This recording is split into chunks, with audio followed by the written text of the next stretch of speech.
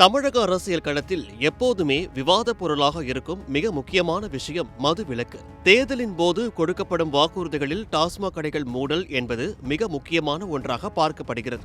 அந்த வகையில் தற்போது தமிழகத்தின் புதிய முதலமைச்சராக பொறுப்பேற்றுள்ள விஜய் அவர்கள் டாஸ்மாக் கடைகள் தொடர்பாக எடுத்துள்ள ஒரு அதிரடி முடிவு ஒட்டுமொத்த தமிழகத்தையும் திரும்பி பார்க்க வைத்துள்ளது. கடந்த 10 ஆண்டுகளில் தமிழகத்தில் டாஸ்மாக் கடைகளின் எண்ணிக்கை எப்படி இருந்தது, இப்போது முதல்வர் விஜய் மேற்கொண்டுள்ள மாற்றம் என்ன என்பது குறித்த ஒரு முழுமையான அலசலை தான் இந்த பதிவில் பார்க்க போகிறோம். தமிழகத்தில் மதுக்கடைகளை குறைப்பதற்கான நடவடிக்கைகள் கடந்த 2016ஆம் ஆண்டு செல்வி ஜெயலலிதா அவர்களின் ஆட்சி காலத்தில் மிக தீவிரமாக முன்னெடுக்கப்பட்டது. அவர் முதலமைச்சராக பொறுப்பேற்ற போது தமிழகத்தில் 6823 டாஸ்மாக் கடைகள் செயல்பாட்டில் இருந்தன. தனது தேர்தல் வாக்குறுதியை நிறைவேற்றும் விதமாக அவர் பதவி பிரமாணம் எடுத்த உடனேயே மதுக்கடைகளை குறைப்பதற்கான கோப்பில் கையெழுத்திட்டார். இதன் விளைவாக 2 கட்டங்களாக 1000 கடைகள் மூடப்பட்டன.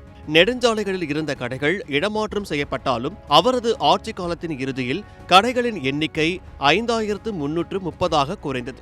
ஒரு குறிப்பிடத்தக்க மாற்றமாக பார்க்கப்பட்டது. இதனைத் தொடர்ந்து 2021ஆம் ஆண்டு மு.க. ஸ்டாலின் அவர்கள் தலைமையிலான அரசு பொறுப்பேற்ற போது 5330 கடைகள் புழக்கத்தில் இருந்தன. கடந்த 2023ஆம் ஆண்டு இந்த எண்ணிக்கையில் இருந்து 500 கடைகளை மூடுவதாக திமுக அரசு அறிவித்தது. அதே நேரத்தில் எலைட் மதுக்கடைகள் மற்றும் இடமாற்றங்கள் மூலம் மது விற்பனையின் கட்டமைப்பு சற்று மாற்றியமைக்கப்பட்டது. ஸ்டாலின் அவர்களின் ஆட்சி காலத்தின் இறுதியில் தமிழகத்தில் டாஸ்மாக் கடைகளின் எண்ணிக்கை 4765 குறைந்து இருந்தது. இந்த சூழலில்தான் 2026இல் புதிய முதல்வராக பொறுப்பேற்றுள்ள விஜய் அவர்கள் தனது முதல் அதிரடியாக 717 டாஸ்மாக் கடைகளை உடனடியாக மூட அதிரடி உத்தரவை பிறப்பித்துள்ளார். 4765 கடைகள் இருந்த நிலையில் இந்த 717 கடைகளை மூடுவது என்பது முந்தைய ஆட்சிகளுடன் ஒப்பிடுகையில் மிகப்பெரிய எண்ணிக்கையாக கருதப்படுகிறது. இது வெறும் இடமாற்றம் கிடையாது, உரிமம் ரத்து செய்யப்பட்டு முழுமையாக மூடப்படும் நடவடிக்கைகள் என்று கோட்டை வட்டாரங்கள் தெரிவிக்கின்றன.